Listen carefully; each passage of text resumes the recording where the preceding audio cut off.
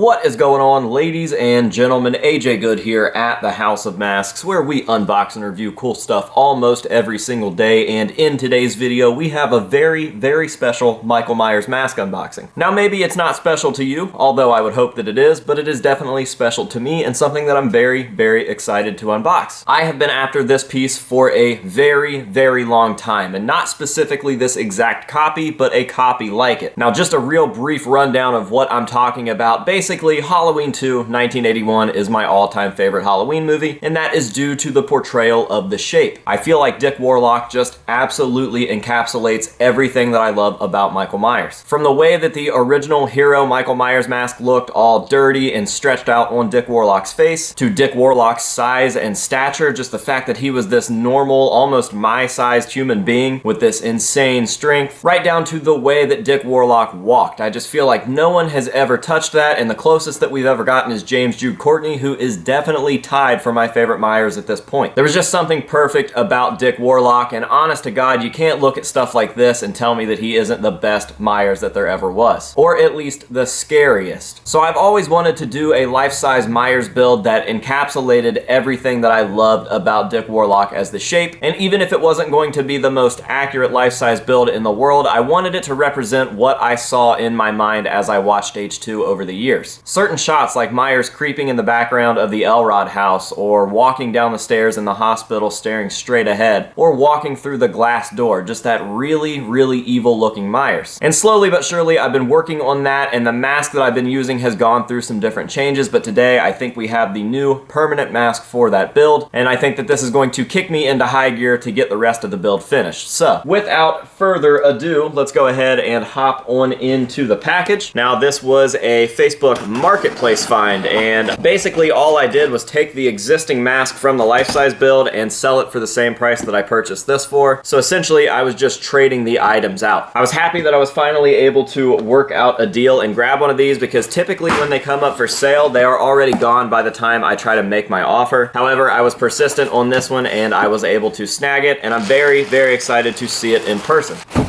So, oh, there it is. Didn't take much unwrapping, and I actually saw it first. I was going to give you guys the first look. But what we have here is a beautiful, nice and dirty Warlock mask by Cemetery Gates Productions. And the reason that I wanted this particular style of copy so bad is because it's just filthy. Something about all the dirt and grime and weathering on the mask makes it look that much more evil. Now, the Warlock isn't a particularly accurate mask, although it does pull off H2 very nicely, because it just looks like what we saw in the movie. However, a lot of what we see in the movie is due to shadowing, lighting, the way Warlock was wearing the mask. The actual mask did not look like that. Something like a KHDW would be far closer to the actual 75 Kirk conversion that was used in H2. However, when I think of H2, I think of the Warlock. It is just a great H2 mask, and this is a beautiful copy. Now, I have had many Warlock copies over the years, but they've always been too clean. It's actually really difficult to find a weathered version like this, I'm assuming because they just look better, so people buy them up, and then the people that do have them keep them. So when I was able to snag this one and secure it, I was very excited, and like I said, I'm hoping that this makes me get my act together and get that life-size build completed, so that I have, like, in my opinion, the perfect H2 life-size build display in my building. And like I said, it's probably not going to be the most accurate, because I don't really care about getting things to a T to the movie detail. I just want what I envision. I want to look at this life-size build and be put right back into being a child watching Halloween 2. And I think that this mask is going to be a good starting point. Even though the build already somewhat exists, it is in a very unfinished state, so I think it's time to really buckle down and get it done. So yeah, this mask is absolutely beautiful. Could not be happier with it. I haven't even really taken a great look at it, but it feels good to finally have a nice weathered version that really fits the shtick of H2 and not so much a bright white copy with just some flesh tones showing through. I was able to snag this for $300, which in my opinion is a great price, because if you guys see Warlocks on eBay, no matter what they look like, they always go between probably $450 and $700, which is insane to me, especially because I know that there are so many of these out there and they're still being made. But yeah, the most evil Michael Myers mask ever, in my opinion, is a nicely weathered Warlock. There's just something about it, and it looks like the most evil looking Myers that we've ever seen out of the series, at least in my opinion. Something about the way that Warlock stretched the original hero mask over his face mixed with the weathering that the mask had by that point. It just looks so fucking evil, which is crazy because it's not really supposed to look evil. It's supposed to look void. It's not supposed to look angry. It was never meant to look sinister in any way. It just exists. When you boil it down to its simplest form, it's just a kid's mask of a dude's face, spray painted white with some slight alterations, none of which were meant to make it look evil. It was just supposed to look blank. So for that to work out the way that it does is something else. Now, with all of this being said, I am definitely excited to see this thing on the mannequin. So I think I'm gonna give you guys some nice up close shots of it real quick, and then we will run out to the Myers area in the House of Masks, get this guy situated on the life size, and then take a look at it there as well. So, House of Masks, Batman transition into some hero shots, and then I will meet you guys up front.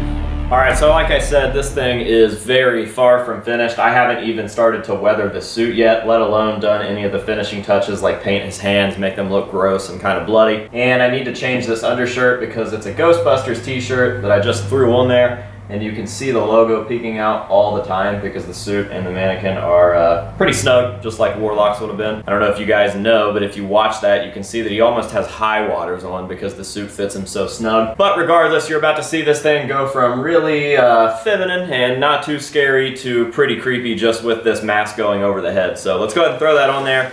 And then maybe in the future, we can start a series where I do the finishing touches to this mannequin and get this life-size build complete.